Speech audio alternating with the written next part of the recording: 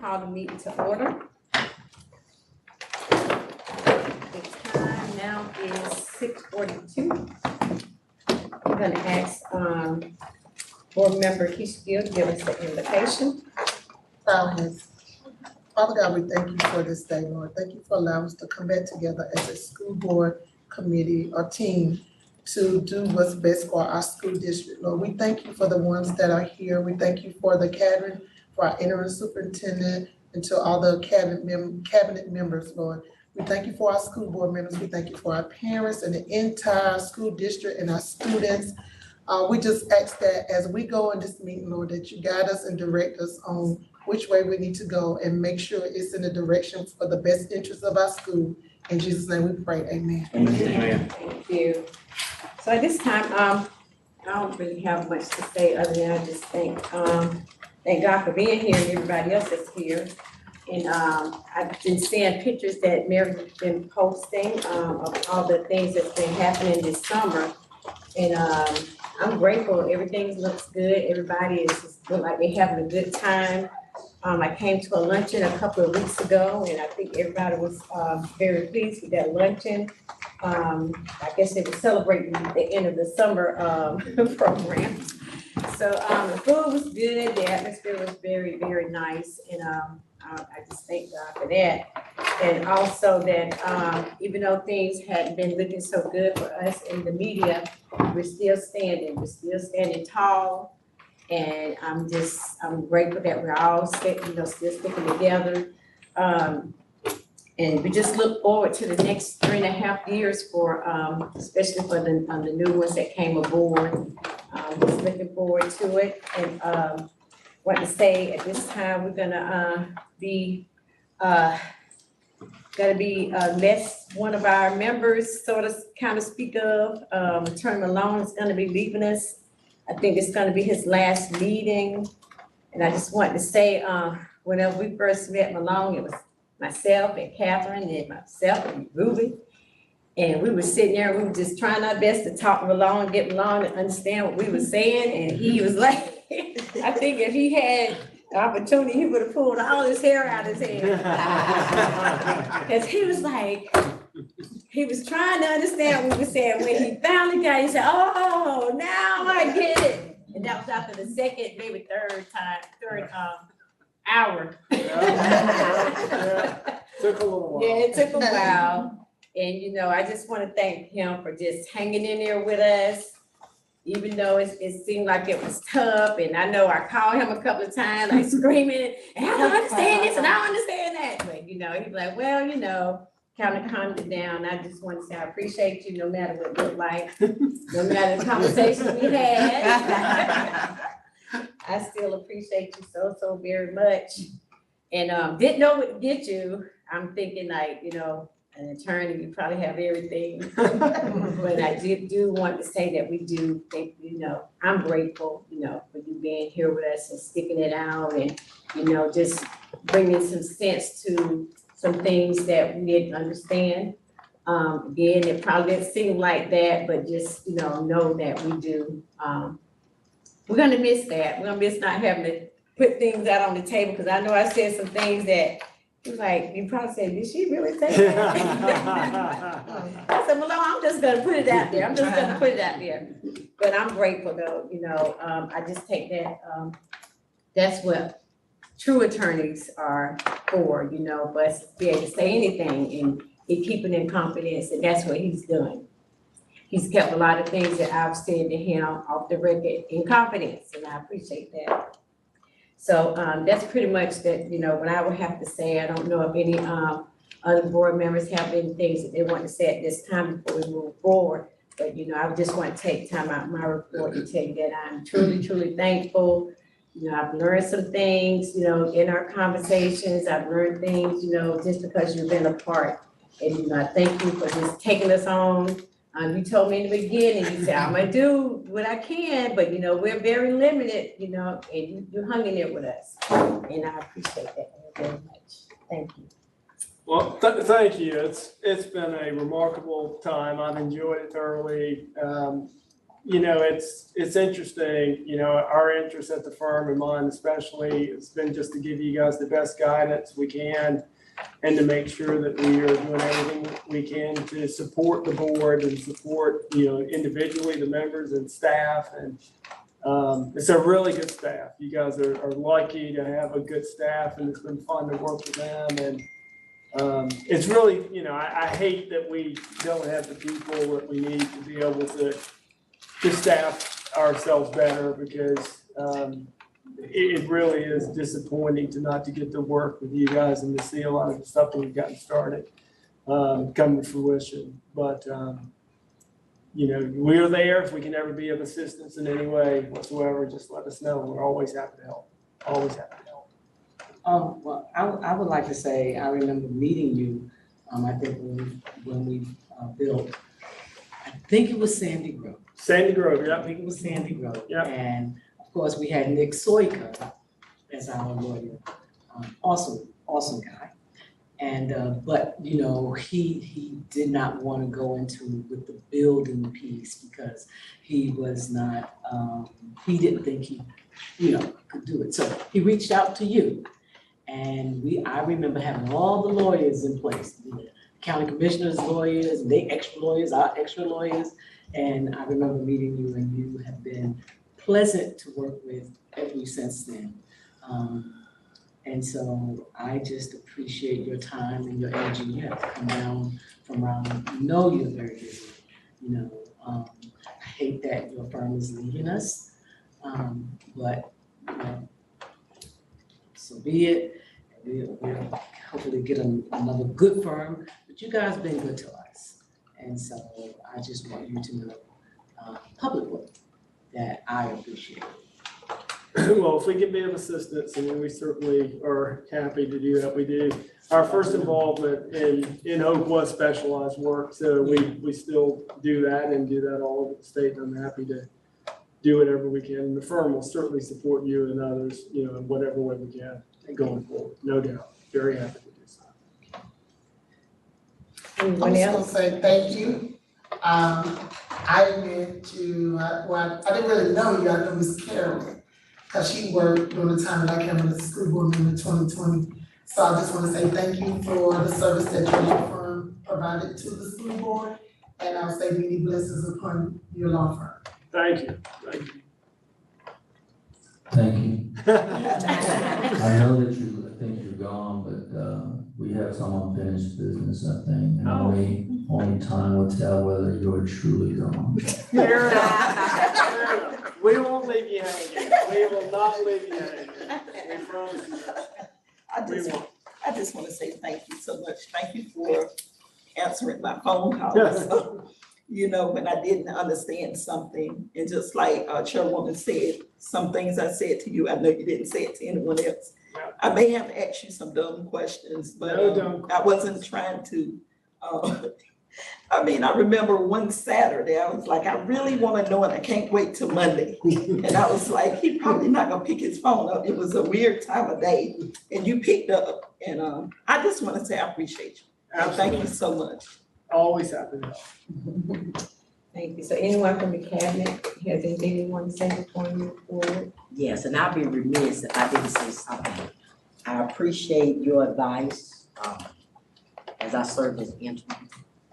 I don't know if I always took that up.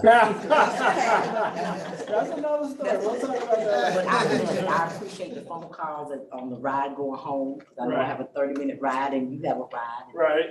We will converse that way, and I just appreciate you. I appreciate the lessons that I've learned, that I will carry for a lifetime as I continue on this leadership journey.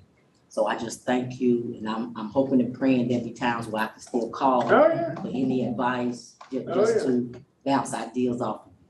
So I appreciate your leadership and your legal expertise. I always say this is a marathon, and that, you know, you bump into people in different areas and different places, and I'm sure that I'll either work with you here again or some other place or chat. I mean, you just all interchangeable, and people, you know, and I'm just happy to help, and it's good to meet people, and again, we'll do whatever we can anytime to help. Always happy to help. what I'd like to say as well, I definitely appreciate, I think, your availability, right? And not just availability, because if there were things that really weren't in your purview, you always kind of connected me with someone who was. And so I think just having that and making sure that we got the best support, I'm very, very thankful about that, because we're always wanting to make the right decisions for the best interest of children. So knowing that we had someone to lead us, and a whole firm behind you, it made us feel very secure in our decisions. So thank you, and I appreciate that. You're very welcome. Rod, I would just say, thank you, again, for your availability, but more importantly, your advice that you gave whenever we, especially I, may have been asking. It's really appreciated. It means a lot of the words of encouragement that you shared over this time, and it's been a pleasure getting to know you as well as the other lawyers who have represented their community. This is a great staff, good people, good board. It's really been, an honor to work with you guys, no doubt about it. Yeah. But thank you. You're welcome. All right, we don't have any more comments. Again, thank you, Attorney Malone, for being here for us. At this time, I need a motion for the approval of the agenda. Madam Chair. I move to approve the agenda. Motion on the floor to approve the agenda. Can I get a second? Second. Motion on the floor has been approved and second. All in favor, say aye. Before can I see the consent agenda for a second? Are you gonna? Okay, great. Yeah, that's fine. I just want to make sure that GMP thing is in here. I don't see it. Okay, cool. Okay. All in favor, say aye. Any opposed? Ayes have it. So at this time, we're gonna have our public comments. We'll turn this over to Attorney Malone. There are none. Okay. So we don't have any public comments. So we're gonna ask for the approval. Can I get a motion for the consent agenda? Madam Chair, I move to approve the consent agenda. Have a motion on the floor to approve the consent agenda. Can I get a second? Second. Motion on the floor, it's been approved and second. All in favor say aye. Any opposed? Ayes have it. So at this time, we are at our action items. I'm gonna turn this part over to Dr. Sharpwell. Thank you, Madam Chair. I'm going to ask if Dr. Hunt will come to the mic as well. Yeah, he's kind of like the students. Whenever they go get ready to call them, they don't look at you in the eye. If I don't see them, they can't, they're not going to call me. Because I used to do that, so that's why. Pop quiz. Yeah, pop quiz, there you go. But he and I have been conversing about this and just, we wanted to get an opportunity to go over this tonight to get your feelings about it so that we can set a time for you all to be able to interview folks for this position.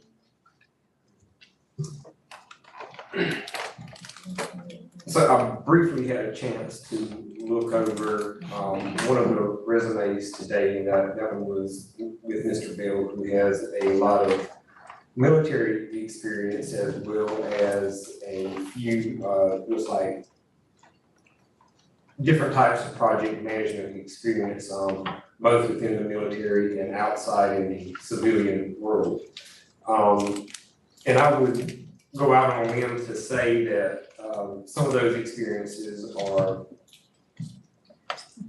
probably on a smaller scale than what we are currently experiencing with our budget, kind of sounds like. And that's just my opinion there. And then we also have Mr. Barath, who has a background in architect and has also served in various positions as far as project management is concerned, with also overseeing the buildings of schools within various LEAs. And at one point in time, Mr. Barath also worked with SFLA at their firm. And And this was actually the person that, whenever this conversation first started with Mr. Malone, who he recommended at the time, based off of availability and companies or people that he knew that had backgrounds and experience in this type of work. So Madam Chair, at some point, we'll take a poll and see when we can get you all together, maybe before the work session, so that we can select a project manager for this, because I do realize that it does cost money, but at the same time, their diligence being on the site almost daily really ensures that things are getting done correctly, making sure that if there is another way to do part of the project when they're building, that they can see that taking excess money and you don't have to do that. That's what that person's there for, do some value engineering. And, because we want this building, it's gonna last a long time. The only thing lasts longer is courthouses. Because, I've heard attorneys all over the place say that counties build a courthouse once every 100 years. Right. And high schools last almost 75 to 80. So we're in a close second place here, but we're really excited about this, and just, and we'll come up with some questions as well, and y'all are more than welcome to add any questions to that, and then we'll set it up for you. Dr. Shotwell, what is, I see it's on the action items. What is the action we're going to take? To give us permission to move forward. Okay. To give us permission to move forward to set up some interviews for you all. So if I could. Go ahead. So like for instance, right now, we are in the process of trying to negotiate the contract between the school system and MetCon for their fees and some other items that they're gonna charge you. And having someone like, one of these people on board that has experience with public school construction, that has experience on the architectural side and the construction side, having someone like that will be an invaluable resource for you in managing this contract. I mean, it's like a $60-something million contract. And, I will tell you that, school systems that build a lot, using the CM at risk model, they still, I won't use the word struggle, but it's a managing the contractor under this contract and being able to make good sound decisions about when additional funds are due or not due, and making sure that you get the money back at the end of the project that you're entitled to will more than pay for what the typical cost of someone like this is. You will need somebody to manage and lead and drive this forward, for you, and to make sure that the school system is making the decisions that you need to make in a timely fashion. Not delaying the project, not holding up the contract, or something that you'll also want to make sure that you're doing. And having somebody like that whose job it is to manage and oversee it will be really useful. And where we've done this in some other places, it's really proven to be a very positive add to those projects. Okay. Question for Ron. You mentioned that we're gonna start negotiation pricing. When is that gonna happen? Well, we had hoped to bring it to you tonight, but we are, there have been a lot of issues that have come up over some bidding issues and some other issues that have kind of sidetracked some of the discussions over a fee and other negotiations. But staff and I have kind of taken a hard line about the maximum fee that we're prepared to recommend to the board. And as of right now, MetCon's proposal is higher than that maximum fee. So that's the other reason why that really hasn't come to you yet, but we're gonna need to get this wrapped up soon, because it's gonna start getting back schedule if we don't get it wrapped up soon. So hopefully, it'll come to you at the work session, is the current plan. So based on what you're, what I'm understanding is that we need to have one of these two individuals in place before that begins. You don't need one of these individuals in place before you approve GMP one. That Mr. Parker came and talked to you about at the last meeting. But you do want somebody in place before they actually start showing up on site and constructing and bringing the bigger package. I mean, this is like a $7-ish million package. But the next one that's gonna come is gonna be $50-something million. Well, no, I'm sorry, there's a smaller one in there in the middle, and then the big one. So, I mean, you do want somebody in place to help make sure that all of that is occurring properly. And also to make sure that you've got someone that's actually helping to oversee and manage, the work that's gonna be happening on the site and coordinating all that. I mean, you just want someone to run all that interference on your behalf. I was just gonna say, from my own personal experience, having a person who's eyeballing the project every day, it helped us whenever the site superintendent didn't come in for work and didn't get some of the subcontractors in on time. We immediately had the company take care of that personnel problem. They got a brand new site superintendent in, and we got things back in gear again. Because, whenever you're talking about a project like this, you want to get it dried in. It's just like the house. You want to try to get it dried in, because when it's dry, you can do all kinds of work in there. But when it rains, and that's really what the person's here for.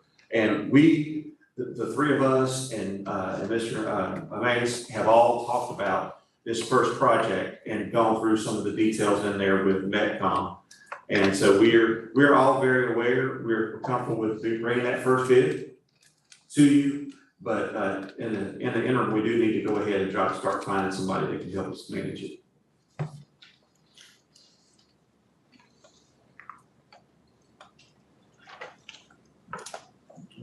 Thank you.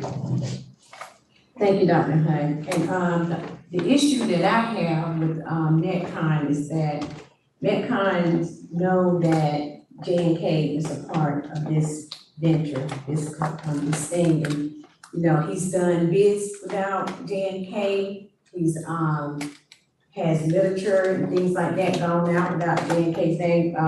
Attorney Malone and I, we talked about it several times. And he's talked with Ryan Parker and Metcon several times, but yet they're still not including them. And that's one thing that's gonna hold us up. It's not gonna be the board, like they always want to point out that we don't sign a contract or we don't agree or whatever, but they have to come together on this project. It's not one company, it's two companies that are working, and that's supposed to be working together. And so, that was one thing that, Attorney Malone and I were talking about last week as well, along with the information that when he came and presented to us last week. Again, J&K wasn't there and they should have been there. So they have to know what one another is doing on this project. One can't be leading and then the other one follow. They have to come to the table and let's make this thing right. So I just want to put that out there because it's been more than 2 or 3 occasions that I've talked to Malone about that. And so hopefully, once he talked this last time, we'll start seeing the both of them when they come to us about money. And we definitely communicated that to them. Well, I've definitely communicated that to them. And they understand that going forward. The most recent information that they did produce did have both names on it, so they seem to be understanding some of that. But you'll see as we go forward. Let me understand this. I understand that J&K is a part, but when we first started this project, I was under the impression, because J&K did not come to do the presentation, it was just Metcon. And I remember Metcon had J&K as a subcontractor because I think they were, they sort of monopolized Whole County. Right now, there's nobody else almost in Whole County as a subcontractor but J&K. So Metcon always hired somebody local, right, as a subcontractor. And so, correct me if I'm wrong, wasn't that the way it was early on? Because you were part of that. Well, so in this particular situation, Metcon and J&K are joint venture partners. So J&K is not a subcontractor to Metcon, they're actually a joint venture partner.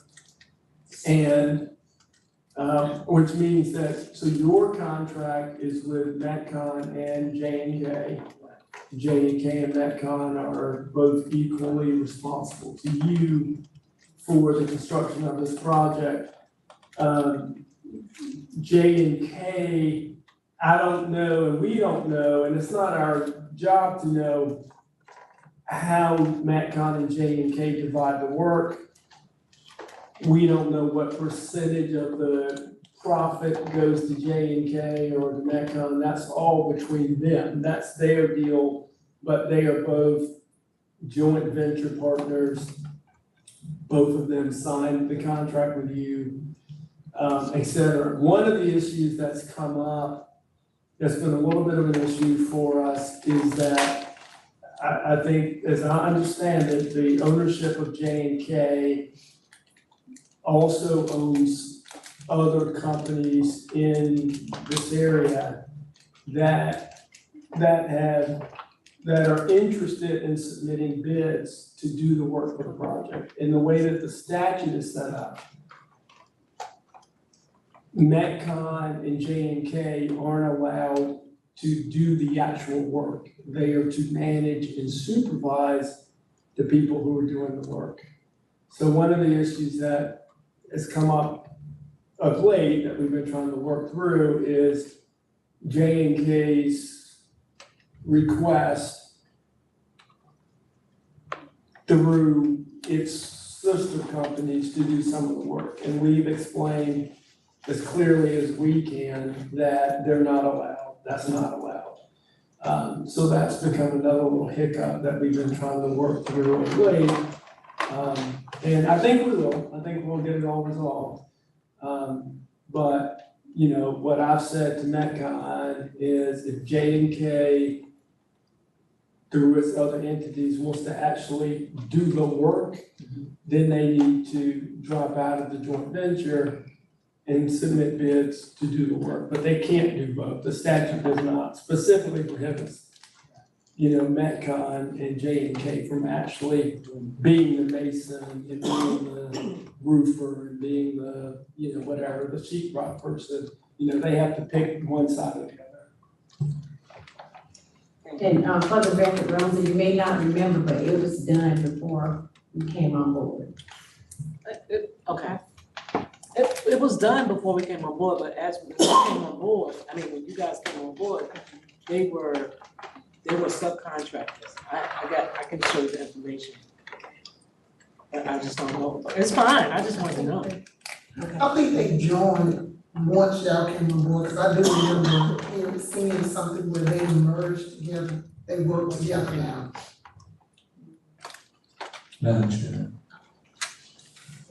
So Metcon was selected by the previous board, but the contract itself did not get executed and approved until this board. Right. Somebody said.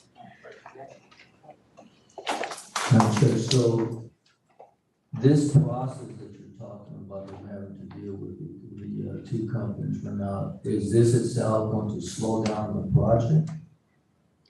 Because we keep talking about not pulling the project, so I'm all for full speed ahead. So I would recommend to the board that we need to expedite this, come up with a solution. You know, people need to be jettisoned, and let's get that done. I believe that the urgency of the situation is appreciated by the Metcon and J&K group. And I am optimistic that we will bring something to you at the next meeting that we can approve to finally jumpstart this thing and get it moving. Metcon and J&K are kind of ready to go. It's just that these other issues have crept up in the last little bit that we gotta kind of get resolved. But I think that they've got bids in for the work that needs to go right now, so we can stay on schedule. We just need to resolve some of these other smaller issues so we can go ahead and move forward.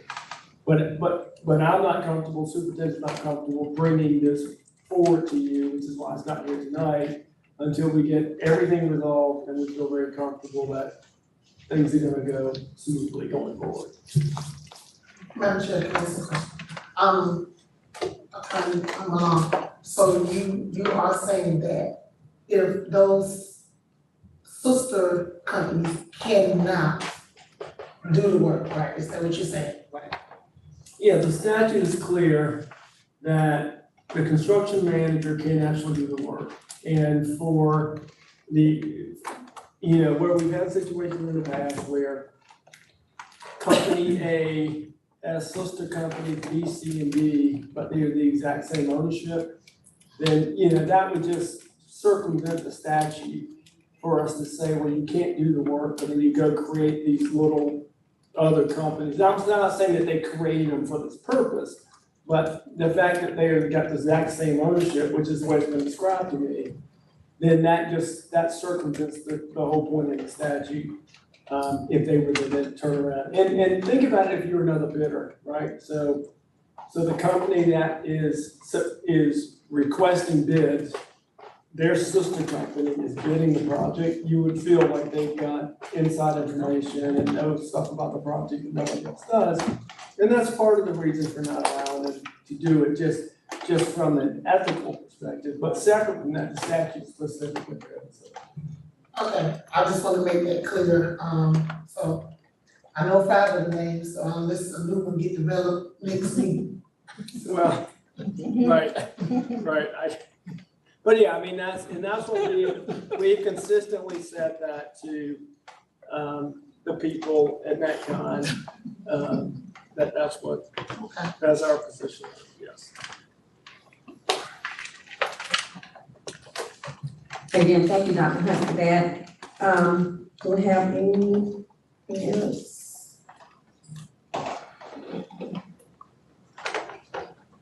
Okay, at this time, we're gonna have our federal consolidated budget, and that's gonna be presented by Dr. Mary. There was I think.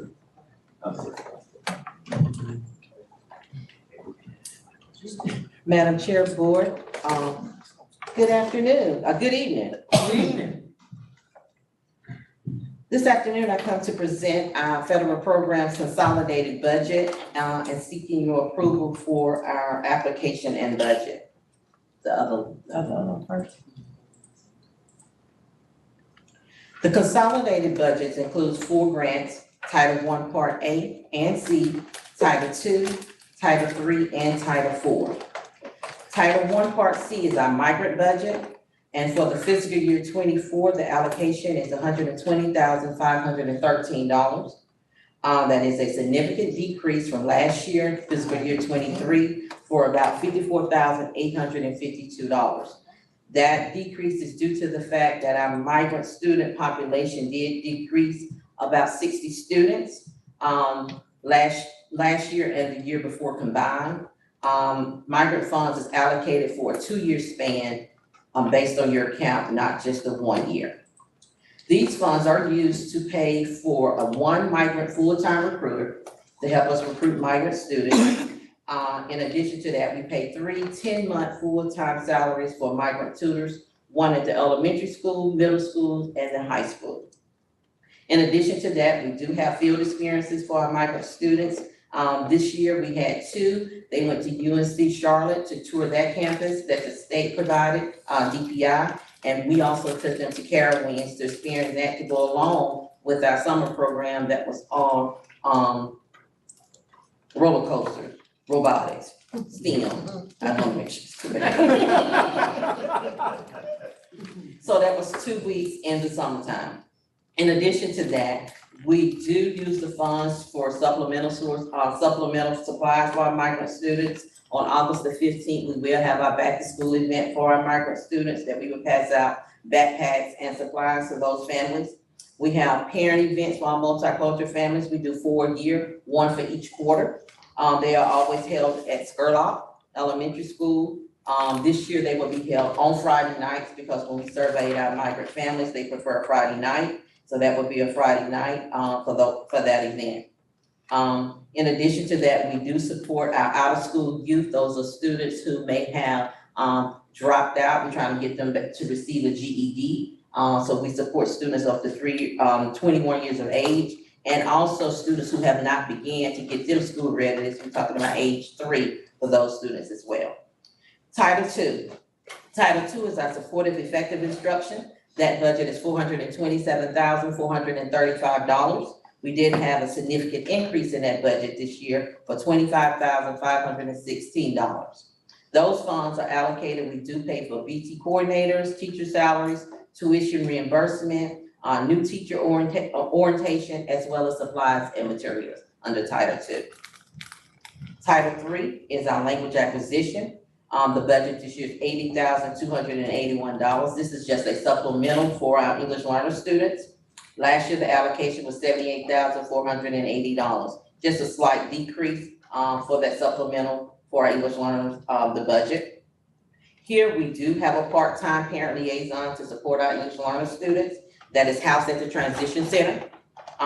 We also hire 2 ESL tutors. One is at Sandy Grove Middle School, the other one is at West Oak Elementary School, that they help, because we have a high needs of our English learners at the schools.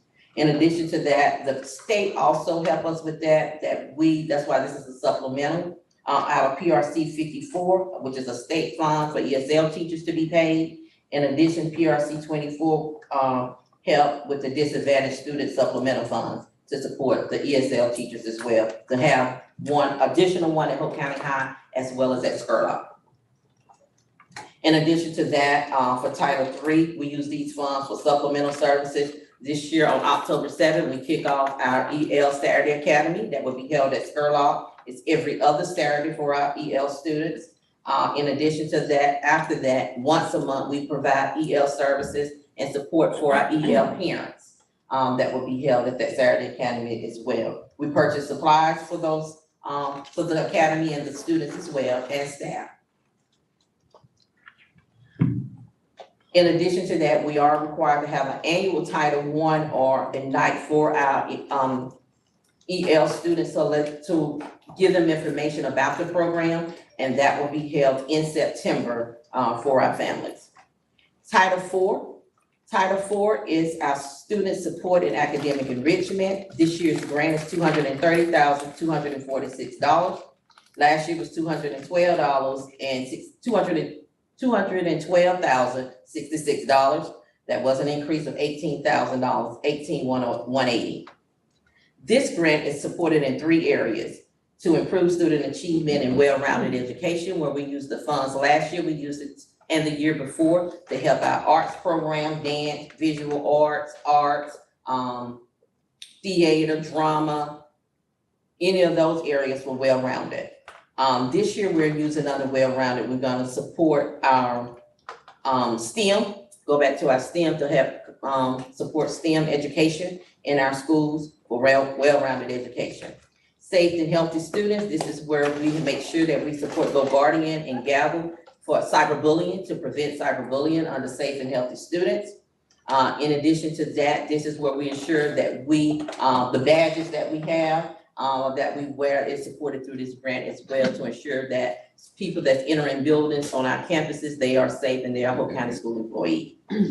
Effective use of technology is the last component for this particular grant, and here we use blended learning. We're gonna go back to integration of the blended learning component on effective use of technology integration. And the big grant under here is Title I Part A, which is basic programs. This year, the allocation was $2,966,060. That is an increase of $17,913. That is increased due to the fact that our low income population did increase for the district. Of that, 12% is used for administrative costs. That means for my department, benefits and salaries, in addition to supporting materials, travels, professional development, foster care, homeless education, indirect costs, and transportation for foster care is what those funds are used for the 12%. In addition to that, we are required in this budget to do 1% of that budget must go to parent-family engagement. Of that 1%, 90% of that 1% must be allocated to schools. So you see parent-family engagement activities, and that those funds go directly to the schools to support their increase or to support family engagement needs. Professional development for our teaching staff, we do have funds allocated for our curriculum and instruction department for their teachers, for teachers to provide professional development for them. In addition to that, we use $150,000 for our NC Pre-K to support that program as well, because all funds are not supported by the state. So we use Title I, NC Pre-K, Smart Start, and EC Preschool to support our pre-K classes at 5 different locations for the district. In addition to that, this year is the first year we do provide equitable services, that we're required to do that with Title I funds. And we have 2 private schools that will participate for equitable services, and those funds are considered a part of our set aside. So that amount is $4,763.76. That is 8 students, because those 8 students, if they went to school in Hope County schools, they will be at a Title I school. So we do have to provide equitable services for those students as well. That is a requirement. So if you look as well, you can see the budget for allocations for our schools. Under Title I, you must rank and serve students, ranking students in order of the highest to lowest of Title I. 75%, any school with 75% or higher must be served first. That's when you get the serve component first. And we rank students, rank the schools according to that. Hope County School is a CEP district, and we do use the multiplier for that, which is the 1.6 multiplier to determine our allocations for Title I. And you can see Hawkeye, the allocation for this school year is $214,000. They did have an increase of about $14,000 this year because they went up, their low income did increase.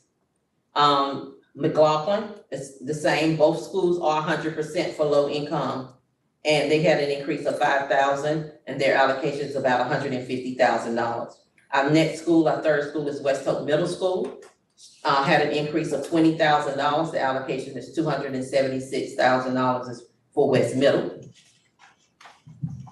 West Hope Elementary had $228,000. They did have a decrease of $20,000 for their allocation this year because they did decrease. If you had looked prior to the year before, West Hope Elementary Schools was ahead, number 3 instead of West Middle. But each year, sometimes they change when you look at rank and serve for those 2 schools. Then you have Sandy Grove Elementary School, $260,000, an increase of about $14,000.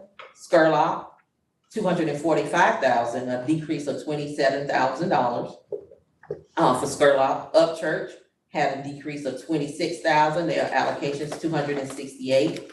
Sandy Grove Middle School had an increase of $24,000. Allocation is $222,000. East Hope Middle School had an increase of $36,000, and their allocation is $272,000. And Dunsteed had a decrease of $11,000. Allocation of $158,000. So at this time, if you have any questions for me. Okay, so I do. And I think it came from Title I, and maybe Dr. Owens can help me out. But I remember if a student dropped out, just a student that dropped out of school, if they attended community college, then they weren't considered dropped out, just sort of transferred. But then they started saying that the student was a dropout, right? My question to you is, if a student you know, dropped out when they were a migrant person. Why is some of the money, what are you doing to support? You said you support. Yes, if we have a student that is no longer does, like, we have 2 students that we consider OSY that attend Wake Tech Community College. When we mean about support, we want to ensure that those kids are successful, because at the end of the day, the goal is to ensure that they get a high school diploma or some, or GED. So to support them at Wake Tech, the migrant family may not be able to afford a device. So we will provide a device for them as well as internet support. So that is the support that we provide to ensure that they're successful. Okay, I wanted to ask you, Dr. Fortenberry, you said there was a decrease of 60 students. Yes. Why is that, is you fully staffed? I'm fully staffed except the migrant tutor for high school. We're in the process. We were gonna interview 4 individuals for, but they took a job within the schools. So we're looking for a migrant tutor for high school. We do have the elementary and the middle school tutor, and we have a full-time migrant recruiter. Last year, our migrant recruiter was recruited by another district, and so we went about 6 months without a migrant recruiter. And maybe for the decrease? Was that was the decrease, and then trying to get, to recruit students for the program. Because migrant can only be in, they have to meet a certain criteria to be able to be eligible for the migrant program. And if you look on the sheet, that one. That you can see the overall budgets for each year, fiscal year 22, 23, the difference, and then fiscal year 24 allocation. And you can see the budgets for the consolidated. Additional question? Not one question there. You mentioned a program that's gonna kick off when? We have several Mhm. for EL Saturday Academy. That will be October the 7th at Scurlock. That program is from 8 to 12 o'clock. That's to provide EL services for our English learners. August the 15th at our transition center, we have our migrant back to school backpack giveaway to our migrant students to ensure that they have their supplies that they need for when school starts. So it's only for migrant students. It'll be from 9 to 4 o'clock, or if the parents can't come in, because most migrant families do not get off work until 6 o'clock. So if they need to come in later, or my department, we usually are there to assist, ensure that they get it, or if we have to transport it to the home. Because we have 5 families that transportation is an issue, that we do provide services to them. If we have to pick them up, that we ensure that takes place, for either parent conferences, anything that we have in district-wide or at a school. In September as well, we will have our EL annual parent night, because we are required to give parents their right to know. As for services provided by the English Learning Department and what services the school would provide to ensure that they're successful as well. We are required to do that, as well as Title I, the first 30 days of school. So you're gonna have a calendar so that the board can help participate, volunteer to help you out? Yes, I will. I will add it on the district calendar, because I don't think I put the August 15th day. Okay, Okay. sounds good. Any more questions, sir? Okay, thank you. You always present well. Thank you.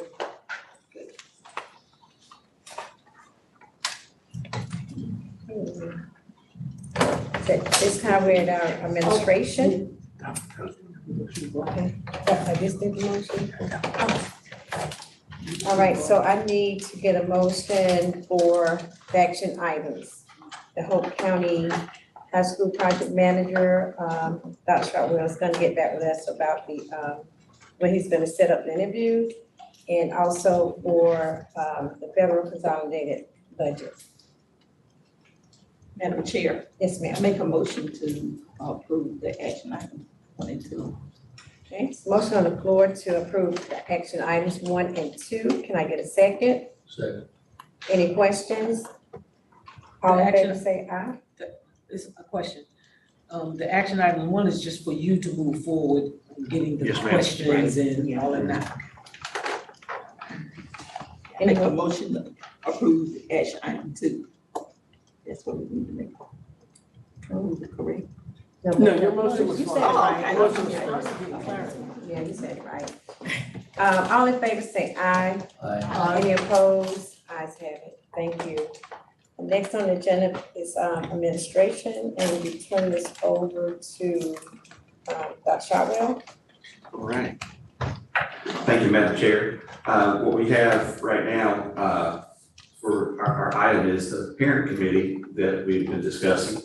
And if you'll see that draft proposal on here that, we can put up on the screen.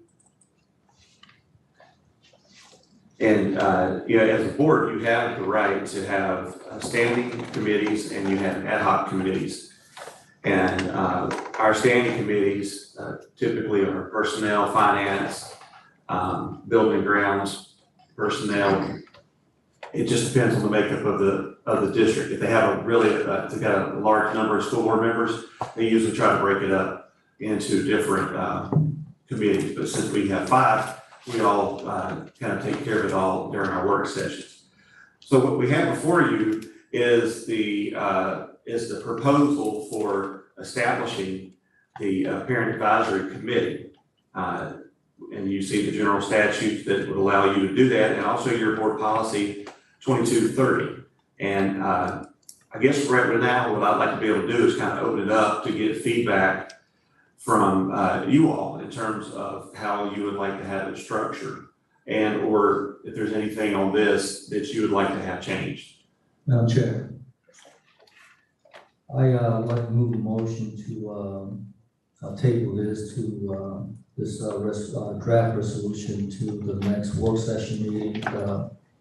I'm not too sure what happened, but in reviewing this draft that Robert Malone sent me a while back, I replied back with some comments, questions, and so forth.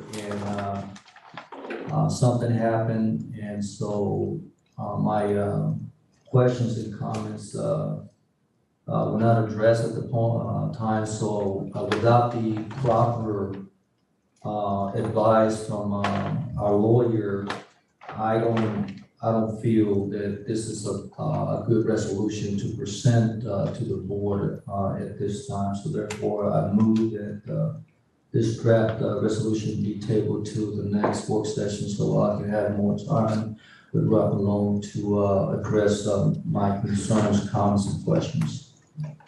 Okay, there's a motion on the floor to table the parent committee draft. Can I get a second?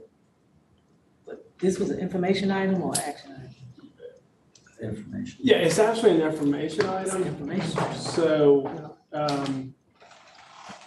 but I'm happy to talk offline and then bring it back to next. I sent it today, but I did respond to your email today.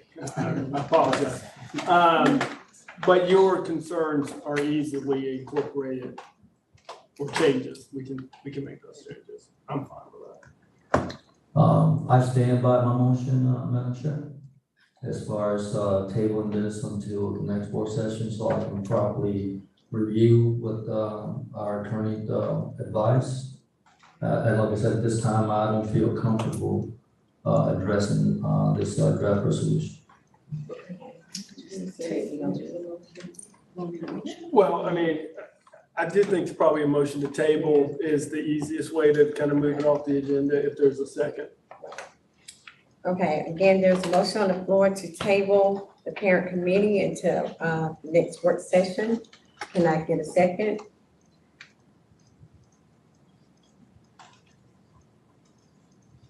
Is this the same committee that Dr. Register started, or is this a different committee? So, board member, Ruben brought forward maybe either at the last work session or at the last meeting, a proposed parent committee. We took that, looked at the policy, looked at the statutes, and tried to craft a version that, for the board to review and consider, and that's what this version is. So it's based on what what he presented at a recent, I think it was a work session, but it was a work session. Okay. So that's what this is based on. So we would have to vote on this before it actually takes place, correct? Correct. Well, I know yes, not I mean, I tonight, have but I'm to- saying eventually. yeah, so the way the policy is set up, the chair could just create a committee. But in this particular situation, the way this one is coming forward, it would be a board appointed committee, but, he's asking that it be a board appointed committee. So the board would ultimately vote on it, yes. Madam Chair, so to address the Vice Chair's question, to put things into perspective, this committee will be directly linked to the board. What the previous interim superintendent did had nothing to do with the board. That was her advisory council. It was not a committee. This is actually directly under the board. And based on, again, like Malone said, based on my presentation on the work session meeting, he gathered that information, he added additional stuff, and the email was sent with the draft. I looked at it again, and some things I was just not satisfied with on the fact that the board will have to vote on this. And so therefore, he sent me an email message today. However, I didn't have time to even look at it. So that's why I don't feel comfortable at this time for this resolution to be addressed right now, because I know that board members are probably gonna ask questions, but without this being properly drafted, or should I say a final draft, some of the questions or concerns might be addressed by the final draft.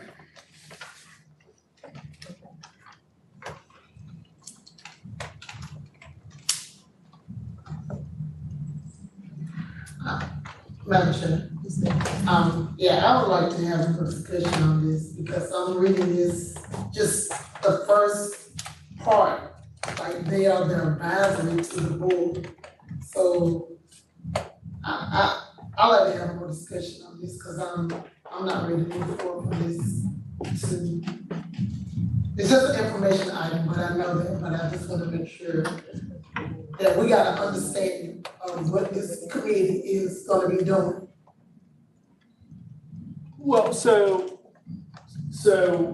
when you go to your policy, what the policy says, and this goes with the chair is asking me, but the policy says ad hoc committees, as time and situations demand, ad hoc committees may be appointed by the chairperson with the approval of the board. Ad hoc committees have no final authority and are subordinate and advisory to the board. So the policy contemplates that these committees, if established, would be advisory to the board, and that's advisory, and the policy says that the committees have no final authority and are subordinate to the board. So they're just advising you. I mean, we need to talk more, have more discussion. Right, I think we have more important things, excuse me, I'm not ready for this yet. It's just information tonight, but I'm just gonna throw out how I feel. I feel like that we have a family advisory committee that we need to work on. This might be something that we could have later on down through the years, but right now, with the project and all the other things that's going on, I don't think this is necessary right now. But this is just Captain speaking. Madam Chair, and this is another reason why we need to go ahead and table it. Because this is not the final product. So again, I understand concerns. So therefore, I'm not really, because I'm the one that presented this, I'm not ready to defend this resolution the way it is.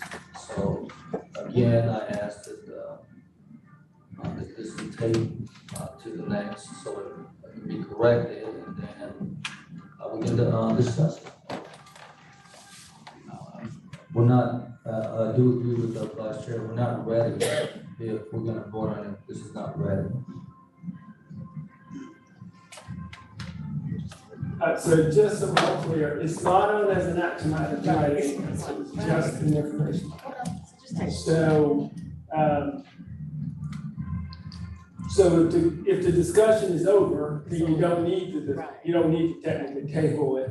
But if people want to continue discussing it, then a motion to table would be appropriate. But it appears that the discussion may just be.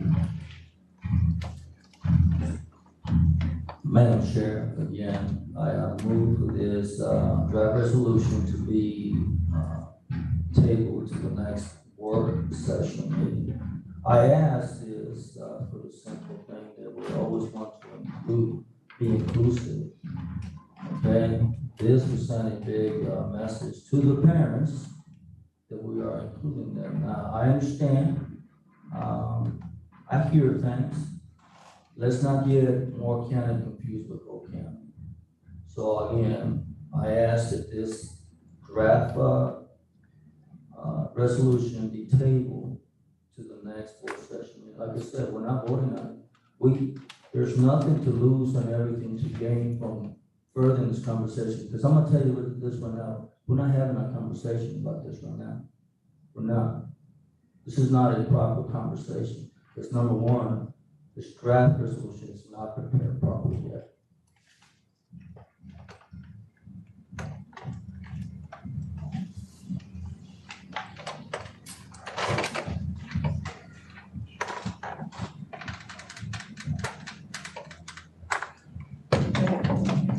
All right, so, I made a motion twice.